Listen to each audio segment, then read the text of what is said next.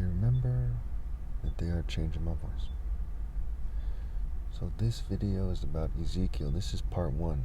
Please see the intro. It's the video before this on the playlist. So before we get into Ezekiel part 1, I'd like to point out that in Ezekiel chapter 20, it talks about how the rebellious are being purged. And since in the New Testament we see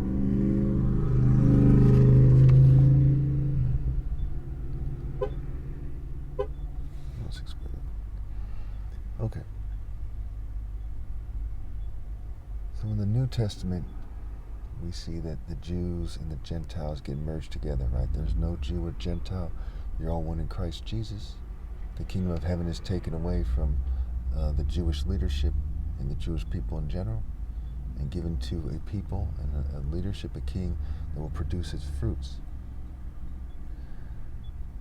So we see that they're also purging the rebellious Gentiles.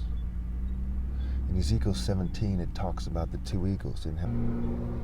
And so how God put a vine next to one of the eagles. The vine wasn't in Sodom, okay. It was in Babylon at a specific time. Like Ham begot Cush, Cush begot Nimrod, and he was a mighty warrior for the Lord. And at that time, Babylon was right with God. So it's going back to when Babylon was right with God. And it's also referring to the Jews surrendering to Babylon at that time that Ezekiel's being written, right? Jeremiah, what have you, where they're saying to surrender to Babylon at the time and to, maintain their religion, what have you. At this time, you're not supposed to surrender to Babylon's system, right? That's why it gets a little confusing here, where, Nebuchadnezzar eventually rebels against God, and he was never really right with God. He was an idolater. But Nimrod was a righteous king where it never says that he rebelled against God. And he was a righteous king before the Lord. He was the top martial artist, what have you. And so we have this kind of jigsaw puzzle here where Babylon's brought up in several ways because, Ezekiel connects to Revelation, right? It's talking about the end times. But it's also talking about what had happened at the time in the story. But keep in mind, the story is symbolic. It's very interesting how they use that code, and I don't like it very much because it's confusing. But it basically goes like this. They're kind of foreshadowing when it comes to the events that are taking place at the time. The Jewish kings in the kingdom of Judah, right? They're supposed to surrender to Babylon, and that's part of God's plan at that time. And it's foreshadowing to surrendering to me at this time, which is the end of the Bible. And we know that, when we hear Jews talk about this, they don't know what they're talking about. Like we know the LGBT community doesn't know what they're talking about, right? When it comes to the Bible. Like we know, these churches, right, all over the world, right? White churches, minority churches, that they don't know what they're talking about. Because they're not in the Spirit of God. They don't have the power of God. They rely on mere psychology and propaganda, and they merge with the state, and so on and so forth. And we know that they're trying to confuse you, and they're trying to make it harder for me to explain the story. And that is not something a righteous person would do. You'll see some of these churches argue that, hey, that they're being persecuted too, and that it's not fair to say that. But they're being persecuted as controlled opposition. And as controlled opposition, they've been continuing the whole time, where I'm being persecuted for actually serving God. And it's clear cut. I've looked deeply into this thing. They don't know what they're doing. They don't know what they're talking about, and their traditions, their way of doing things is based on mere human rules, customs, and traditions. They're outside the divine order. They're outside the gates, right? They love and practice falsehood, wittingly otherwise, and it's safe to say almost across the board it's wittingly, if not across the board. So there's these 2 eagles. One is Egypt, one is Babylon. There's the vine spreading toward Babylon, which represents being under the shade of the wing of the eagle of Babylon. And this connects to the kind of the language that was occurring in different parts of the Bible. Okay, so they're trying to make it, this is why I don't like the Bible. They're fuming me too, the same kind of dogs who wrote the Bible. And it's very, very sick.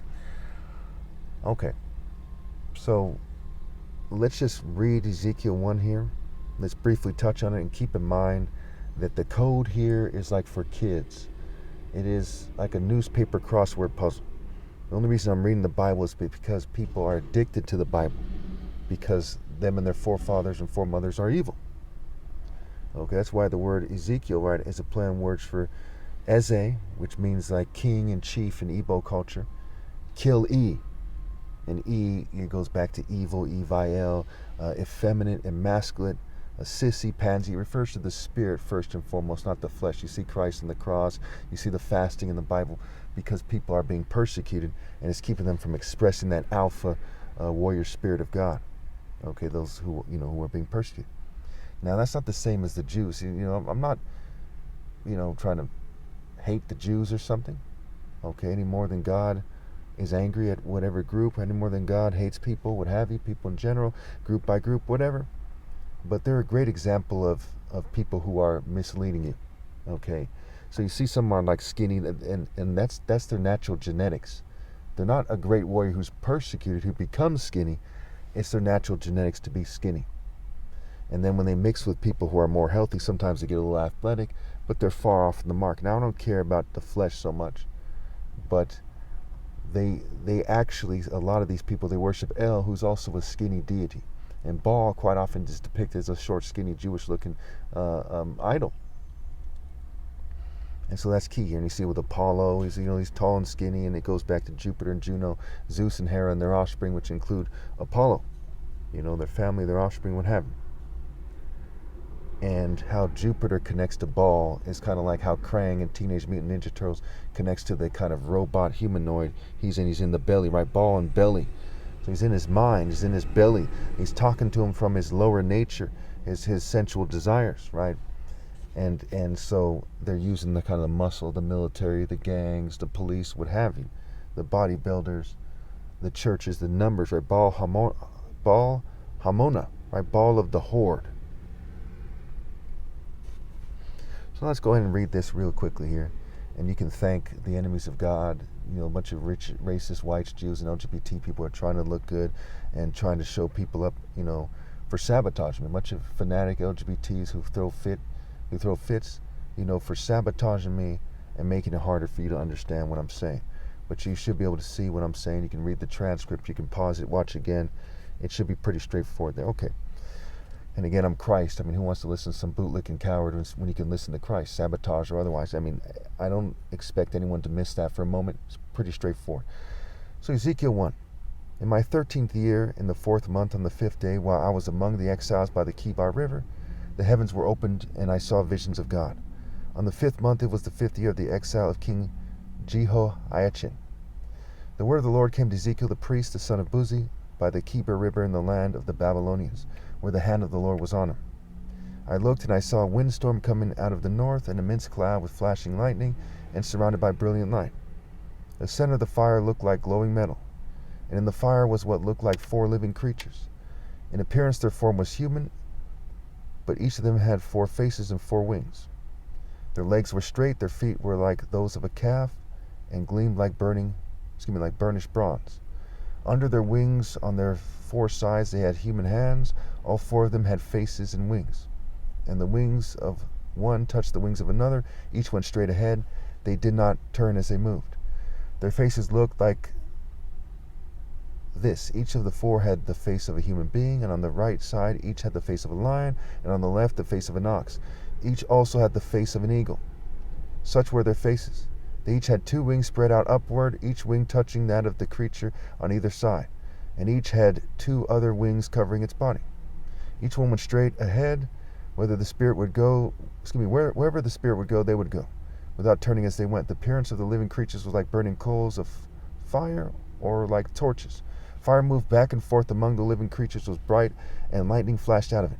The creatures sped back and forth like flashes of lightning. So the creatures, in the simplest explanation of it, are 4 points of references, 4 spiritual ideas, 4 beings that were created by God to guide the human race to its destruction for rebellion.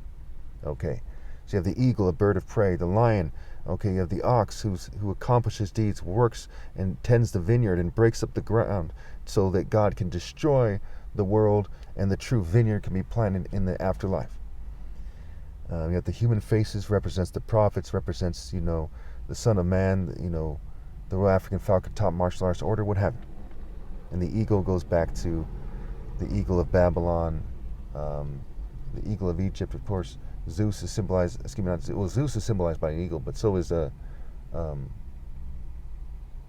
Rome and the eagle of America. These eagles represent nations, right? And it's not limited to just Egypt and Babylon because Ezekiel is talking about it. Okay, so you might ask yourself, what are these nations like England and America and Italy and so on, and the Vatican and France, what are they doing while this is playing out, right? While you're in the end times, the Spirit of God is crushing the families, especially the families of those people, because they've planted their own rebellious ways, right?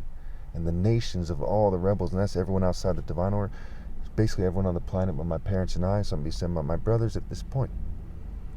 Well, they're basically acting like some kind of, scoffers, mockers, some kind of sissies. Just now some guy just drove away. He had some kind of mocker black face image, and he looked like he was English or something. So he's sent by the white Jew and LGBT community one way or another, so it's more than fair to point out that the English royal family is very jealous of me, very jealous, very jealous. And it's not just the people you see on TV, Charles and William and Harry. It wasn't just Princess Diana, and she died outside the divine order. Queen Elizabeth died outside it's all these other guys, all these very, very jealous people, very slack in their work, very afraid to take a stand for God, very afraid. And a king wears a sword for a reason. You're not supposed to be a punk. You're not supposed to be afraid. Like, you're supposed to have heart, right? You're not supposed to say, well, I'm going to persecute Jesus. Oh, no. He's showing us something. That is some little girl stuff, right? Folly's an unruly woman. Folly's in the heart of a child. Their people should be very disappointed in their leadership. All the nations in the world, right, they very much failed to man up. But you look at these four living creatures, right, the wheel doesn't stand for something that works in the favor of the nations of the world. It stands for the spiritual chariots and wagons of God, which are also, we're also going to get into those later on in this video series. Okay, so now let that be a lesson to you all. Don't do what the governing class, whites, Jews, and LGBT community has done. They try to, just take control. They try to run things, and they got played out like punks, like complete sissies, and it wasn't smart, and they utterly disgraced their ancestors and their forefathers, and for what? So they can act like they're important. So they act like gay guys throwing a fit when they don't have their way. It's very stupid. So anyway, so they're moving with like the lightning of God. God is striking the nations, is striking the governing class, striking the churches, mosques, synagogues, all the religions, all the other philosophies, what have you. Obviously not striking himself. And God's Spirit is universal, pinpoint, and moral precision, the way, the truth, the life, righteousness, and justice. As I looked at the living creature, I saw a wheel on the ground besides each creature with his four faces. This was the appearance and structure of the wheels. They sparkled like topaz, and all four looked alike. Each appeared to be made like a wheel intersecting wheel. As they moved, they would go in any one of the four directions the creatures faced. The wheels did not change direction as the creatures went. Their rims were high and awesome, and all four rims were full of eyes all around. When the creatures moved, the wheels besides them moved, and when the living creatures rose from the ground, the wheels also rose. Okay. So again, you have these kind of sissy homosexuals throwing a fit. The Spirit of God is trampling them, right? They're being run over in a sense, but it's more specific than that. They're being hit by the arrows of God being shot from the chariot, which I think that most people would agree, and it's truly most impressive form was the Egyptian, right? The Egyptian chariots. When we think of Babylonians, we don't think of people so effective at warfare, right? White people, Semites, they're less powerful as groups and black people are, right? So we see in the Bible, even the Bible, it says in Nahum, right, when the Bible is said to be written by Semites, that black people are an old spiritually powerful group. Okay, so it says that Cush has a strength that's boundless, and that lines up with Genesis 10, where it says Cush was a mighty warrior for the Lord, not Japheth, not Gomer, okay, not Shem. It said Cush specifically. And Set is a deity of envy, and you can imagine they're very jealous. They're full of jealousness, right? God Almighty.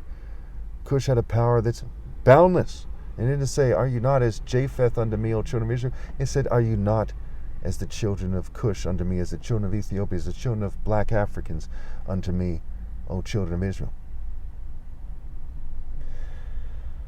And it goes on to say that God will elevate their special allies over them, which was referring to a specific subgroup of Africans, not referring to the Ethiopians per se, right?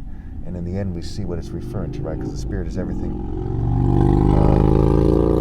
The flesh means nothing.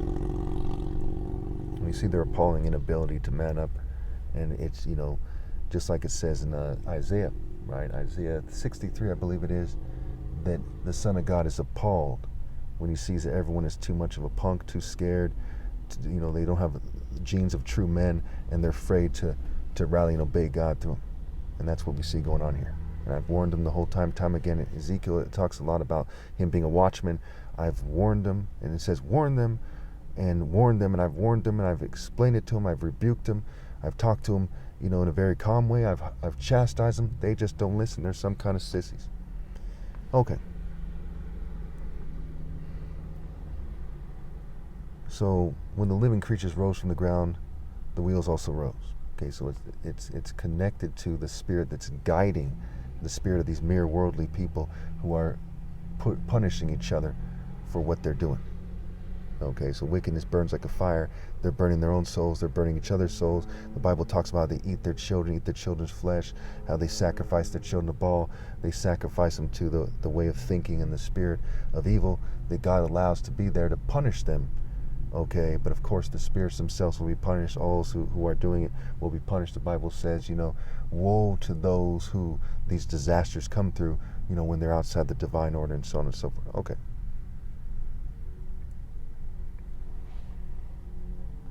Wherever the spirit would go, they would go, and the wheels would rise along with them, because the spirit of the living creature was in the wheels. When the creatures moved, they also moved. When the creatures stood still, they also stood still. When the creatures rose from the ground, the wheels rose along with them, because the spirit of the living creatures was in the wheels. Spread above the heads of the living creatures what looked like a vault, sparkling with crystal and awesome. Under the vault, their wings were stretched out toward the other, and each had 2 wings covering its body. When the creatures moved, I heard the sound of their wings, like the roar of rushing waters, like the voice of the Almighty, like the tumult of an army. When they stood still, they lowered their wings. Okay, so we see in Revelation the rushing waters, right? And we see the voice of the Lord in Isaiah 30, right? It talks about the martial arts, right? The Lord will cause people to hear his majestic voice, and will make them see his arm coming down with raging anger and consuming fire, with cloudburst, thunderstorm, and hail. And these are the types of things that it's talking about here in Ezekiel 1. The voice of the Lord will shatter Assyria with his rod. He will strike them down. Every stroke the Lord lays on them with his punishing club will be to the music of timbrels and harps, as he fights them in battle with the blows of his arm. And you see angels depicted with harps and depicted with spears and swords. And so it's that martial arts, right? These guys aren't some kind of brute, Conan the Barbarian, just throwing a broadsword attack. They're not some sissy with a fencing sword. Okay, they're martial artists, right? And it's not Eastern martial arts, it's not samurai, it's not Chinese, what have you. It is Royal African Falcon martial arts, Hebrews and Afro-Asiatic language. Cush was the mighty warrior before the Lord, who established the divine human martial art connection, right? The first martial artists who really stood out to God, who established what martial arts are in their true form, were these Africans, this subgroup of Africans, right? Okay. And then came a voice from above the vault over their heads as they stood with lowered wings. Above the vault over their heads was what looked like a throne of lapis lazuli, and high above on the throne was a figure like that of a man. I saw that from what appeared to be his waist up, he looked like a glowing metal, as if full of fire, and that from there down he looked like fire, and brilliant light surrounded him. Like the appearance of a rainbow in the clouds on a rainy day, so was the radiance around him. This was the appearance of the likeness of the glory of God. When I saw it, I fell face down, and I heard the voice of one speaking. Now keep in mind that the kind of LGBT community hijacked the rainbow symbol. There was some kind of Greek mythology where they talked about a rainbow. The simple answer is the rainbow in nature is not a gay symbol per se. And they confuse the idea. It's similar to gays trying to confuse what love is, right? So they try to kind of counterfeit the idea of love and superimpose. Their gay marriages aren't quite marriages, but they're mimicking. When it comes to the rainbow, though, they did a lot better job of confusing what it means. And the simplest answer, I'd say, is that it's lost in translation what it means, because of how far the gay community has gone to confuse you about what nature is saying with the rainbow. But one of the things it's saying, believe it or not, has to do with race mixing. It's saying the races can mix if it's for the right reasons, for divine reasons. It's in the sky, right? It's connected to the clouds and the rain, and that connects it to fertilities and crops and life, and how the rain and the clouds and the sun and the wind and everything interact, right, with the soil and what have you. But I think that when you look at this chapter, you see a lot of figurative talking. It's very much like a poem. The connections are endless, and the governing class didn't hesitate, like the gay community, to try to confuse the situation. And we see that with the fuming and so on, and the different distractions that took place in this video. In fact, I'm going to show you the English guy. He parked in a van or something, and it had something hanging from the rearview mirror, and it was the face of a black guy who looks like a gay woke guy or something, with glasses on. Okay, and he looked very shady. When he came in, he looked textbook like a gang stalker. Very shady way about him. He was in a kind of rush, didn't know how he was going to respond. He knew that it was racial harassment, or that's how it would be taken. Maybe on an extreme fluke, it was the coincidence of the year, but we see this pattern continually. And he had some kind of glasses on himself. I wear glasses because they blinded me back in 2017 at the end of the year. It's been almost 8 years since they blinded me. I've been wearing these special glasses for 8 years. It also messed up, they didn't just mess up my vision. They messed up my brain a little bit and made it harder for me to do martial arts. They fumed me and poisoned me, made it so that I had a lot of joint problems, a lot of problems I didn't have all of a sudden at the same time. And, the doctors agreed that, yeah, it was what happened that day. As I told my eye doctor, I said, a plane flew over very close to my house. There was a thick fume. Immediately, I was blinded for several days. I explained it to him. He said, he knew that it was irrefutable that the fuming had caused me to be blinded. But he also made it clear to me that he was afraid of the government. He showed me a picture of his family. He made it clear that he was afraid of the government. He was even a family friend and everything, but that's what you'd expect, right? He didn't want to say, yeah, the government blinded this guy, so he avoided that topic. And it just reminds me when I got a checkup, and I went to this doctor in San Jose. It was like a general surgeon, a general practitioner, whatever, and she was like, yes, you have signs of severe dehydration, okay, because what they were doing to me was dehydrating me. It was messing me up, okay, and there was that too. So there was, then there's my parents. There's been several doctors, right, 4 doctors at least, that verified that these things that are occurring are real, okay, and I still wear these special glasses to this day. And then I have 23 witnesses to the PSYOP on record. But yet, in this cloud of witnesses, who a lot of these people, all these witnesses, they're not standing with me. They're, the government probably bought them all by now, but they went on record and testified. And I had the presence of mind to say to them, if you change your testimony in the future, will you be lying in the future now? And they said, yes, that happens to be in the future. And then they don't plan to change their testimony, and so on and so forth. So, it's pretty straightforward. And then there's a lot of stuff I have in videos debrighting various aspects. So as we look at Ezekiel, you have these people who are lying, and all these churches pretending that gang stalking when technology isn't occurring, okay, because they don't have the heart to tell the truth. The Bible says the way, the truth, and the life. Not if you tell the truth, you'll sound like a conspiracy theorist, so magically you shouldn't say it. No, it's saying tell the truth, especially when Jesus is back. They don't rally, they don't tell the truth, they mismanage funds, the kids are getting raped, they've been caught time and time again collaborating with the government, taking funds from them to speak of the government favorably, making unholy alliances with politicians. I mean, it's clear cut. We see the history of the Inquisition and the Klan made of